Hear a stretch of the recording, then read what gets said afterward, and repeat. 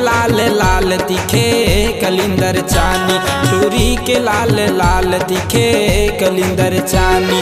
अरे करिया करिया बीजा,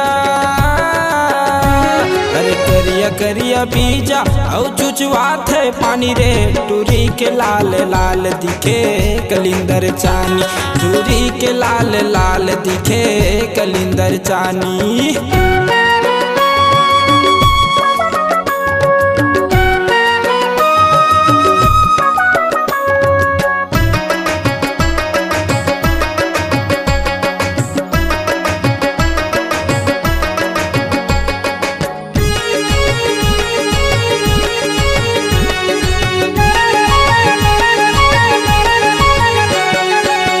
कलिंदर देख के टूरी मुँह माया के पानी, मुँह माया के पानी गोरी मुँह माया के पानी। कहा तहाँ खेरी बेरी दे दे नए को चानी, दे दे नए को चानी गोरी दे दे नए को चानी। अरे करिया करिया बीजा,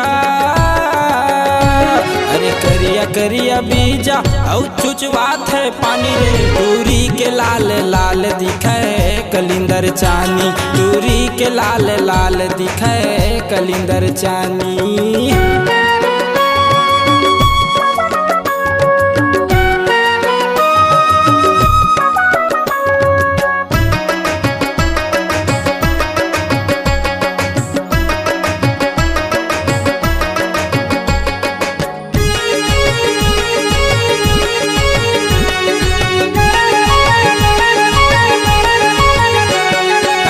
बुधवार के आए रानी करेगी बाजार, करेगी बाजार गोरी करेगी बाजार। माची हाकत बैठे रहे घोड़ेला पसार, घोड़ेला पसार जो ही घोड़ेला पसार। करिया करिया बीजा, अरे करिया करिया बीजा औ चुचवात है पानी रे, टूरी के लाल लाल दिखे कलिंदर चानी, टूरी के लाल लाल दिखे कलिंदर चानी। अरे करिया करिया बीजा,